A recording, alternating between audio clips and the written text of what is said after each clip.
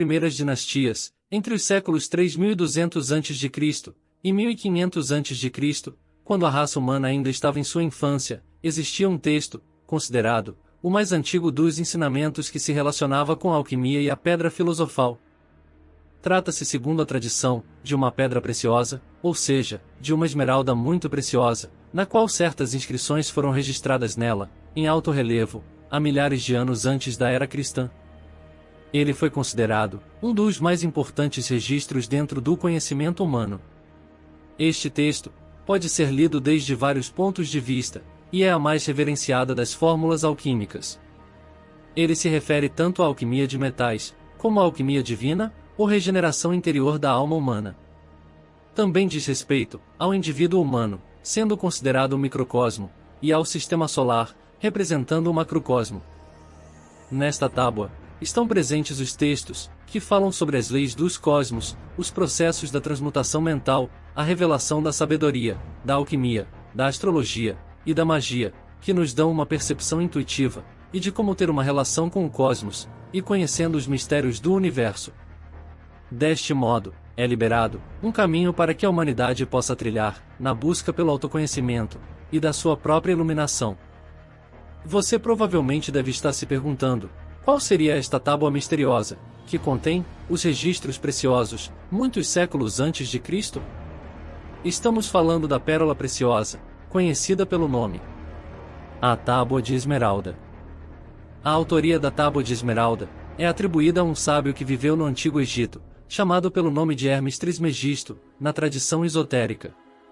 Ela está na origem da lenda maçônica de Hiram, ou Chiron. Chiron é o protótipo, que significa o arquétipo do ser humano. Mas antes de mergulharmos no conteúdo da Tábua de Esmeralda, é necessário entender quem foi este misterioso sábio, senão o maior mestre da humanidade. Estamos falando de Hermes Trismegisto. O Hermes Trismegisto foi considerado como um mensageiro dos deuses. Ele teria vivido no Antigo Egito, numa de suas primeiras dinastias entre 3200 a.C. e 1500 a.C., como foi dito anteriormente, quando a raça humana ainda estava na sua infância. O mestre dos mestres, Hermes, foi o fundador da astrologia e descobridor da alquimia, sendo aclamado como o pai da ciência oculta e do hermetismo. Dentro do hermetismo, nos relata que ele era o contemporâneo de Abraão, e nos dá a ideia de que toda a tradição do Antigo Egito é emanada por meio de Hermes Trismegisto. Hermes Trismegisto era conhecido como Hermes, o 3 vezes grande, e dizia-se que ele possuía a Tábua de Esmeralda, que é o guia completo da magia e da alquimia. Os seus ensinamentos se baseiam em 7 leis que governam todos os planos da natureza, que são os 7 princípios herméticos. Além das 7 leis herméticas, um dos maiores ensinamentos atribuídos a Hermes, registrado na Tábua de Esmeralda, diz que o que está embaixo é como o que está em cima, e o que está em cima é igual ao que está embaixo. Ao mesmo tempo, as coisas foram e vieram do um, desse modo, as coisas nasceram dessa coisa única, por adoção. Você já ouviu falar sobre a lenda da Tábula Smaradina? Esta lenda diz: depois que o Alexandre o Grande ter conquistado o Império Egípcio, ele descobriu o túmulo de Hermes Trismegisto, onde atualmente fica a cidade de Alexandria. Ao entrar na câmara mortuária, Alexandre descobriu que a múmia de Trismegisto estava deitada com uma tábua de esmeralda nas mãos, na qual estavam gravadas as leis básicas do cosmos, a Tábula Smaradina. Atualmente, ela ainda é considerada o texto básico de todo o esoterismo ocidental. A Tábua de Esmeralda, como falamos anteriormente, que foi atribuída a Hermes Trismegisto, é cercada de lendas e mistérios. Ela inspirou o hermetismo e o esoterismo, mas também inspirou vários filósofos e alguns cientistas, como Isaac Newton e Albert Einstein. A tábua trata, entre outras coisas, da correspondência entre o macrocosmo e o microcosmo. Mas, o que está escrito nesta Tábua de Esmeralda? Vamos citar alguns escritos do texto presente na Tábua de Esmeralda. Isto é verdade, não há dúvida, é verdadeiro e confiável. Vejam, o que está acima é como o que está embaixo, o que está embaixo é igual ao que está em cima, para que aconteça um único ato maravilhoso. Todas as coisas se formaram, mediante um único processo, a partir da mesma matéria-prima. O sol é o seu pai, a lua é sua mãe. O vento o carregou no ventre, e a terra o sustentou. Ele é o pai das obras mágicas, o guardião dos milagres. Suas forças são perfeitas, e é ele que dá vida às luzes. Trata-se de um fogo, que se transforma em terra. Separem a terra do fogo, separem o sutil do grosseiro, com muito cuidado e arte. Nele está a força do superior e do inferior. Assim, torna-se regente do superior e do inferior.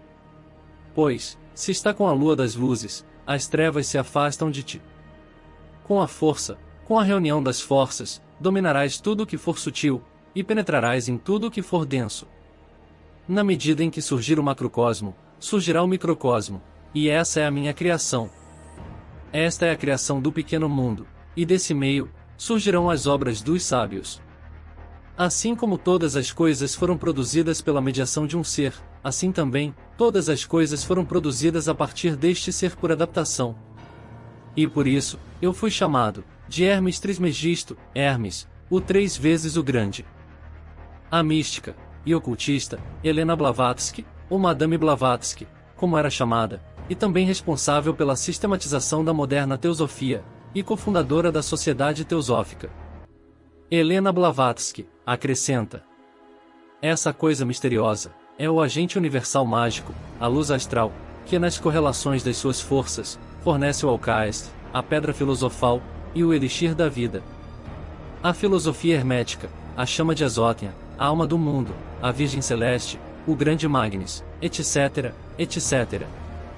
A ciência física conhece como calor, luz, eletricidade e magnetismo, mas, ignorando as suas propriedades espirituais, e a potência oculta contida no éter, rejeita tudo aquilo que ignora.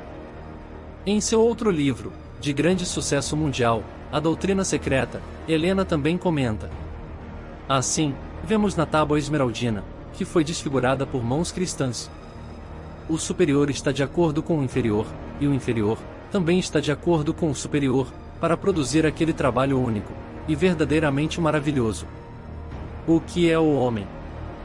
Porque o trabalho secreto de Chiron, ou rei Ira, na Cabala, um em essência, mais 3 em aspecto, é o agente universal, ou lápis filosoforum. A culminação do trabalho secreto é o homem espiritual perfeito. Em uma extremidade da linha, a união dos 3 elementos é o solvente oculto na alma do mundo, a alma cósmica, ou luz astral, na outra extremidade, e no plano material, é o hidrogênio em sua relação com os outros gases. Para Helena Blavatsky, a combinação do superior e do inferior implica a existência de 2 operações herméticas secretas, uma relativa ao espiritual, e a outra relativa ao material, e ambas unidas para sempre. Na versão mais oculta e completa da Tábua de Esmeralda, que jamais foi publicada, o primeiro parágrafo inclui a afirmação de que o fogo espiritual é o instrutor, é o guru da coisa única. Helena esclarece que o instrutor, o fogo, é o próprio eu superior, a alma imortal de cada indivíduo. Assim, o fogo espiritual a ser separado da terra, prudentemente e com critério, é o aprendizado. Constitui a provação e o processo alquímico, pelos quais a alma inferior se transforma à medida que se aproxima da alma imortal. A transmutação começa quando a alma mortal passa a ouvir diretamente a voz suave da alma imortal, a voz do silêncio, a voz da consciência. O texto fala de modo mais ou menos velado sobre a reencarnação do indivíduo, e ao mesmo tempo, sobre a manifestação periódica de um universo, e de um sistema solar.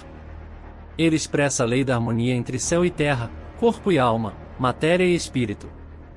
O Jesus do Novo Testamento navega nas águas da mesma sabedoria quando ensina: em verdade vos digo, tudo quanto ligardes na terra, será ligado no céu, e tudo quanto desligardes na terra, será desligado no céu. Há nas mais diferentes culturas, uma percepção de que o ser humano constitui uma ponte entre céu e terra. A Trindade está presente em cada pessoa, na forma de espírito, alma e corpo. No Extremo Oriente, a tradição chinesa descreve o homem como formando com o céu e a terra a grande tríade. Para Helena Blavatsky, a Tábua de Esmeralda é o único fragmento que se conhece hoje dos verdadeiros livros herméticos.